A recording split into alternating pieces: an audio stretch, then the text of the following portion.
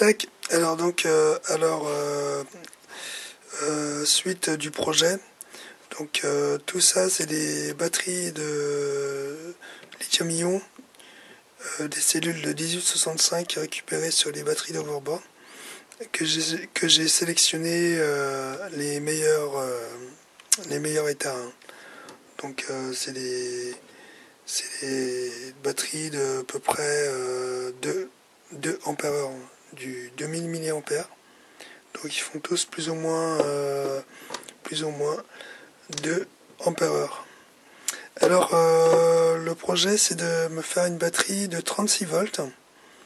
Vu la place des cellules qu'on peut insérer, on peut monter jusqu'à faire des batteries de 62 volts, 50 volts ou 48 volts.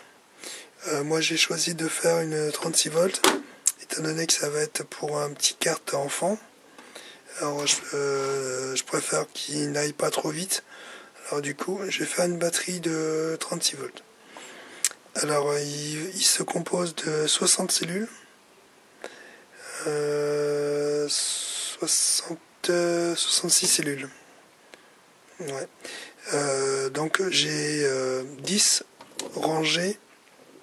J'ai 10 rangées de 7 cellules. Donc ça fait une batterie de 10S.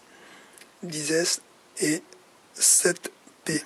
Donc P veut dire juste tout simplement les 7 cellules en parallèle.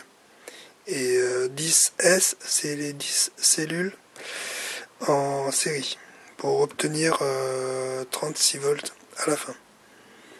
Donc je les ai placés de manière à ce que le câblage soit le plus facile possible. Donc après on peut les disposer comme on veut. Hein. Moi j'ai tout simplement mis comme ça pour être plus pratique et visuellement pour pas se tromper sur le câblage. Donc il suffit juste de partir d'un côté de l'autre, hein, respecter la polarité, partir comme ça, aller comme ça pour les mettre en série, hop, revenir, partir de l'autre côté, hop, revenir et terminer ici. Donc ici on a la borne négative et le plus ce sera ici. Donc le projet ça va être ça. Après il suffit de remonter la grille. Hein. Donc l'avantage de ce montage, c'est que les cellules sont bien séparées. Il n'y a aucun contact avec les cellules, puisqu'elles sont séparées par une petite cale en plastique. Donc voilà, ça fait un beau petit pack.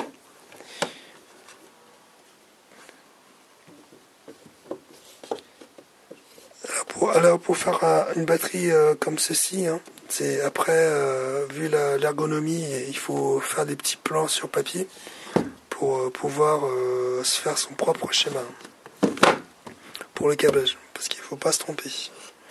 Alors donne, ça ressemble à ça, une fois monté. Et après il n'y aura plus qu'à faire les câblages avec des bandes de nickel. Alors moi pour le coup, comme je compte pas m'investir là-dessus, je vais juste commander des petites lamelles de nickel, les bandes de nickel pour les souder au fer à souder. Il y en a qui pointent, mais comme c'est pas de l'investissement ce que je vais faire, je vais juste les faire des petites soudures. Voilà. Alors, son boîtier va ressembler à ça. Bon, c'est un boîtier de batterie qu'on fixe sur un rail. Alors là, il y a le côté rail qui se trouve là, avec sa petite jauge. C'est juste un voltmètre, hein. C'est pas une vraie jauge. Ah, ici, on a le rail qui se coulisse pour le démonter. Alors là, c'est le capot. Et on va mettre comme ceci. Alors, pas je me trompe. Hop, ça va être comme ça.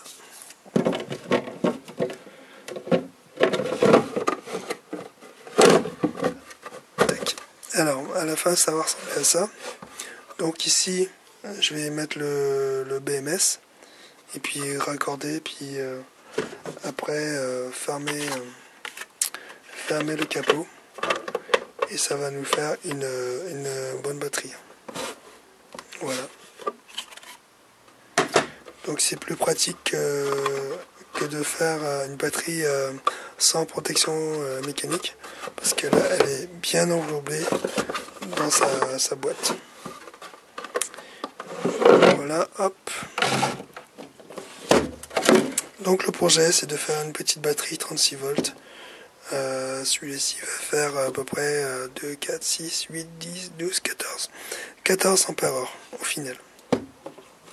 Donc on mettra le BMS ici ou ici, hein, j'ai de la place. Et puis on va raccorder tout ça. Voilà pour le projet de récupération des cellules. Allez, à bientôt.